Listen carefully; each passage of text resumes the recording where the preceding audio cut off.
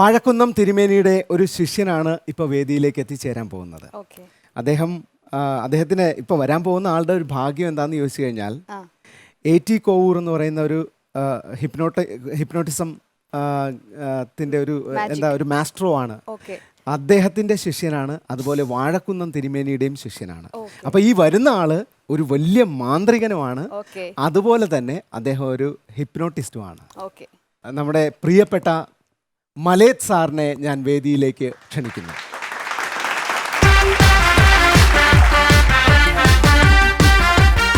സ്വാഗതം sir grand magical സർക്കസിന്റെ വേദിയിലേക്ക്. Thank you. ഒരുപാട് സന്തോഷം. തീർച്ചയായിട്ടും സാർ, 35 വർഷം നീളുന്നൊരു വലിയ യാത്ര, ട്രൂപ്പിൽ 25-ൽ പരം കലാകാരന്മാർ, 3 മണിക്കൂർ നീളുന്ന മാജിക് ഷോ, വലിയ മാജിക് ഷോ, മിസ്റ്റീരിയ. ആ മിസ്റ്റീരിയൊക്കെ അത് കഴിഞ്ഞ് പിന്നെ സാറിൻ്റെ ഒരു ഇത് കഴിഞ്ഞപ്പോൾ സാറ് പിന്നെ ഒരുപാട് ബോധവൽക്കരണ മാജിക് ഷോകൾ, അത് ദേശീയോദ്ഗ്രഥനം, വ്യക്തിത്വ വികസനം, പിന്നെ മനസ്സിന് നമ്മുടെ മനസ്സിന് കരുത്ത് പകരുന്ന എന്ന് പറഞ്ഞാൽ ഊർജം പകരുന്ന തരം ക്ലാസുകൾ. ഇപ്പോൾ പുള്ളിയുടെ പ്രധാന പരിപാടി എന്താണെന്ന് ചോദിച്ചു കഴിഞ്ഞാൽ പുതിയൊരു പ്രസ്ഥാനം തുടങ്ങിയിരിക്കുന്നു. മൈൻഡ് ഡിസൈൻ എന്ന് പറഞ്ഞാൽ യങ്സ്റ്റേഴ്സിനെ ധൈര്യവാന്മാരാക്കുന്നതിന് വേണ്ടി, ജീവിതത്തിൽ പ്രാപ്തരാക്കുന്നതിന് വേണ്ടിയിട്ട് മനഃശാസ്ത്രം ഉപയോഗിച്ചുകൊണ്ടുള്ള ഒരു പ്രത്യേക കോഴ്സാണ്. അത് സാറിന് മാത്രമേ അറിയുള്ളൂ അത് എന്താണെന്ന്. അപ്പോൾ ഒരുപാട് സന്തോഷം ഈ വേദിയിൽ. പിന്നെ സാറിനെ പറ്റി പറയുമ്പോൾ ഒരു കാര്യം, പുനത്തിൽ കുഞ്ഞബ്ദുള്ള R.K. മലയത്ത് എന്ന പേരിൽ ഒരു കഥ എഴുതി. അന്ന് കാലത്ത് എന്ന് വെച്ചാൽ R.K. മലയത്താണ് കേരളത്തിലെ ഏറ്റവും പ്രശസ്തനായ മാന്ത്രികൻ. അപ്പോൾ പുനത്തിൽ കുഞ്ഞബ്ദുള്ള ഒരു തമാശക്കഥയാണത്, എന്നാൽ പോലും അതിന് പേര് കൊടുത്തേക്കുന്നത് R.K. മലയത്ത് എന്നാണ്. അങ്ങനെയൊക്കെ ഒരു ഭാഗ്യം കിട്ടിയിട്ടുള്ള ആളാണ്. തീർച്ചയായും അതിലൊരു ഭാഗ്യം എനിക്ക് ലഭിച്ചു. അതെ. പിന്നെ വേൾഡ് പീസ് അവാർഡ് ഇദ്ദേഹത്തിന് കിട്ടി. ഒരുപാട് ബോധവൽക്കരണ യാത്രകൾ നടത്തിയതിലൂടെ വേൾഡ് പീസ് അവാർഡ് എന്ന് പറയുന്ന ഒരു ജപ്പാൻ ആസ്ഥാനമായുള്ള ഒരു സംഘടനയുടെ വേൾഡ് പീസ് അവാർഡ് ലഭിച്ച ആളാണ്. അപ്പോൾ ഇന്ന് ഈ വേദിയിൽ സാറ് എന്ത് തരം മാജിക്കാ ചെയ്യാൻ പോകുന്നത്? അവരെ കൂടെ ഒന്ന് വേദിയിലേക്ക് വിളിക്കട്ടെ. ശരി, അവരുമായിട്ട് എനിക്കൊന്ന് പരിചയപ്പെടാനല്ലോ. Please come.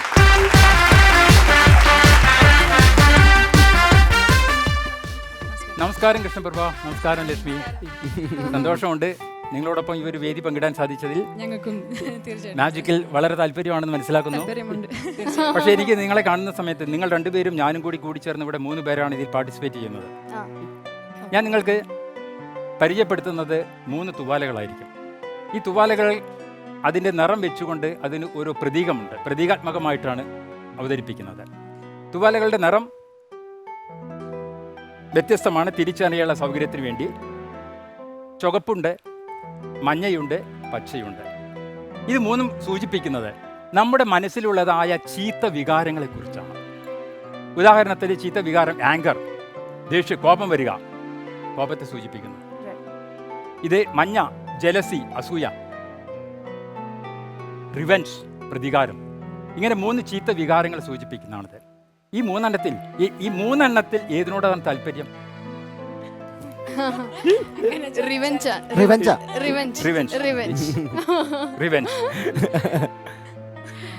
ഏതിനോട് താരതമ്യേന താല്പര്യം? ആങ്കർ. അപ്പോൾ ഞാനാണ് അല്പം സ്വല്പം അസൂയുള്ളത്. ഇത് എൻ്റെ കൈവശം ഇരിക്കട്ടെ. നോക്കൂ, നമുക്ക് എല്ലാവർക്കും അറിയാം ഇത്തരത്തിലുള്ള ചീത്ത വികാരങ്ങൾ ഒരിക്കലും നമ്മളെ മുന്നോട്ട് കൊണ്ടുപോകുന്നില്ല, തീർച്ചയായിട്ടും നമ്മെ നശിപ്പിക്കുക മാത്രമാണ് ചെയ്യുന്നത്. ഞാനിവിടെ കൊണ്ടുവന്നിട്ടുള്ളത് ഒരു കഷ്ണം കറുത്ത കടലാസാണ്. ഈ കടലാസ് ഞാനിതാ ഇങ്ങനെ ചുരുട്ടി പിടിച്ചിരിക്കുകയാണ്. ഇത് ഞാനിങ്ങനെ റോളാക്കി പിടിക്കുകയാണ്, ഒരു ട്യൂബാക്കുകയാണ്. അപ്പോൾ ഈ ട്യൂബ് എന്ന് പറയുന്നത് ഇത് മനുഷ്യൻ്റെ മനസ്സാണ്. മൈൻഡ് ഡിസൈനിനെ കുറിച്ച് പറഞ്ഞപ്പോൾ തന്നെ ഇവിടുത്തെ ഒരു മെൻ്റൽ ആക്ടിവിറ്റിയാണ്. അപ്പോൾ വ്യത്യസ്തമായ 3 നിറത്തിലുള്ളതായ വികാരങ്ങൾ. ഒന്നാമത്തേതിൽ ഇപ്പോൾ എടുത്തിരിക്കുന്നത് ആങ്കർ ആയിരുന്നു. അപ്പോൾ ആങ്കർ നമ്മളുടെ മനസ്സിലേക്ക്, കറുത്ത നിറം തലയാണ്, തല ശൂന്യമാണ്, ഒന്നുമില്ല, വെളിച്ചമില്ലാത്ത തലയ്ക്കകത്തേക്ക് കടന്നു പോകുന്നത് ആങ്കർ. തീർച്ചയായും താഴെ വരുന്നത് കാണാൻ സാധിക്കുന്നു, അല്ലേ? രണ്ടാമത്തേത് എൻ്റെ കൈവശമുള്ളത് ജലസിയും ഈ നമ്മുടെ തലച്ചോറിനകത്തേക്ക്, നമ്മുടെ മനസ്സിനകത്തേക്ക് കടന്നു കൂടുകയാണ്. മൂന്നാമത്തേത് റിവെഞ്ച്. നമുക്കില്ലാത്തതായതുകൊണ്ടാണ് അത് മറന്നു പോകുന്നത്. അപ്പോൾ ഇത് 3ഉം ഈ ചീത്ത വികാരങ്ങൾ, തിന്മകൾ മൂന്നും, മനുഷ്യനെ സംബന്ധിക്കുന്ന 3 പ്രധാനപ്പെട്ട തിന്മകൾ നമ്മുടെ തലച്ചോറിൽ കയറി കഴിഞ്ഞാൽ ആദ്യം സംഭവിക്കുന്നത് ഈ 3 കൂടി ഒന്നിച്ചു ചേരുകയാണ്. അവർ ഒന്നിക്കുന്ന ഒരവസ്ഥയാണ് ഇവിടെ ഉണ്ടാകുന്നത്. പച്ചയും മഞ്ഞയും ചുവപ്പും ഒന്നിച്ചിരിക്കുന്ന ഒരവസ്ഥ ശൂന്യമാണ്. ഇനിയാണ് ഇവിടെ വിശേഷം വരുന്നത്. ഈ ഒന്നിച്ചിരിക്കുന്നതായ ഈ തുവാലകൾ, ചുവപ്പ്, മഞ്ഞ, പച്ച, മലയാളത്തിൽ നമുക്കൊരു ചൊല്ലുണ്ട്, ഏച്ചു കെട്ടിയാൽ മുഴച്ചിരിക്കും. അത് മലയാളത്തിൽ പഠിച്ചിട്ടുണ്ടോ? ഏകദേശം മനസ്സിലായി. അപ്പൊ ഏച്ചുകെട്ടിന്റെ മുഴകളാണ് ഈ കാണുന്നത്. അപ്പോൾ ഇവർ നമ്മുടെ മനസ്സിനകത്ത് കയറിക്കഴിഞ്ഞാൽ പിന്നെ ഇവർ നമ്മെ അടക്കി ഭരിക്കാൻ വേണ്ടി, കീഴടക്കാൻ വേണ്ടി ഇവർ ഒന്നിക്കുന്നു.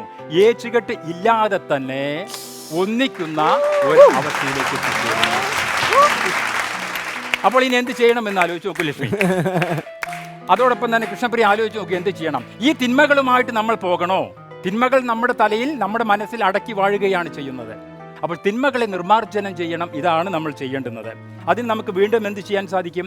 വീണ്ടും നമ്മുടെ പഴയ കടലാസ് തന്നെ എടുക്കുക.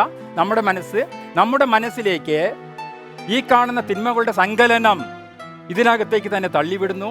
അതിനുശേഷം നമ്മുടെ മനസ്സിൽ വെച്ച് ഇവ നിഷ്കാസനം ചെയ്യാം എന്നുള്ളതായ ഒരു ഉറച്ച തീരുമാനത്തിലെത്തുന്നു.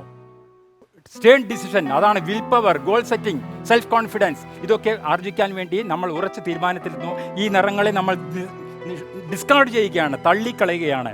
അങ്ങനെ നിറങ്ങളെ നിഷ്കാസനം ചെയ്തുകൊണ്ട്, തള്ളിക്കളഞ്ഞുകൊണ്ട് പരിശുദ്ധമായ സ്നേഹത്തിൻ്റെ പ്രതീകമായ, സ്നേഹത്തിൻ്റെ പര്യായമായ വെള്ളയായി എടുക്കാൻ നമുക്ക് നമ്മുടെ മനസ്സിന് സാധിക്കണം എന്നുള്ളതാണ് ചുരുക്കം.